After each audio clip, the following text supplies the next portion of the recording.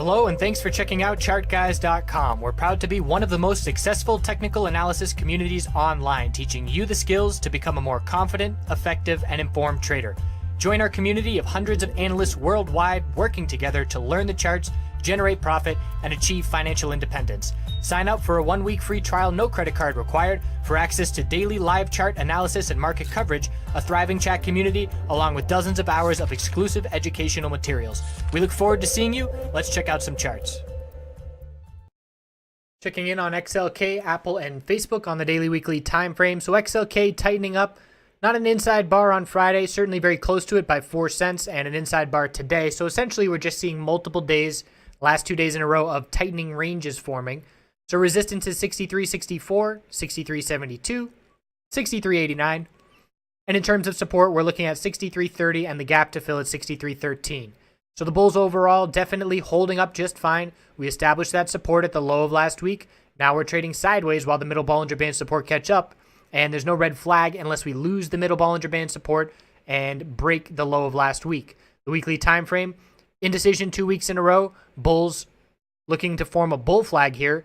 6 weeks of upside, healthy consolidation, very briefly, a little temporary lower high, lower low, holding exponential support, and trying to see a bull break for continuation if we can get over these inside bars with a bull break tomorrow. Apple's still weak. We had our low last week, our high of the bounce attempt, rejecting from exponential resistance. Now the bulls are looking to form a higher low compared to 168.38, and in order to do so, they're going to have to hold this middle Bollinger Band, which is going to be in play tomorrow and for the rest of the week. And in order to reverse momentum, we have to form this higher low and then break 171.87 for the bulls to show up. Otherwise, it's just a lower high, and we're looking at the potential for a bear break and continuation, filling some of this gap to the downside. The weekly time frame, healthy consolidation after a 3-week bull break, holding exponential support and looking to establish a higher low on the weekly. We'll be a lot more confident that that higher low on the weekly has been established if this daily chart can get that little higher low and higher high heading back to the mid 170 region. Facebook on the daily time frame, still in a tightening pattern. We did get a bear break last week with that low. The bulls certainly bought that dip, but can't forget about that fact because we have a resistance here at 180.75. Anything under that is a lower high, 179.98 now. And if we lose this middle Bollinger Band, we're just looking down at the low of last week, 176.40. So we're starting to see a shift potentially favor the bears in the short term. But as of right now, then you just look at the weekly chart and say, well, that's an extremely bullish weekly chart.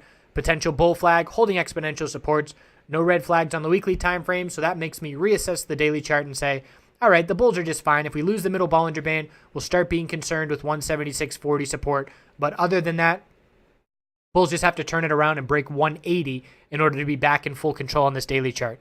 So that's where we stand heading into tomorrow. Shortened holiday week this week, anticipating lower volume, lower volatility opportunity. We have Thursday off. We have Friday as a half trading day. Just the morning is open, and we will be watching for opportunity the next 2 days, but not forcing anything under these conditions as many people are already taking the week off. Thanks again. We'll see you tomorrow.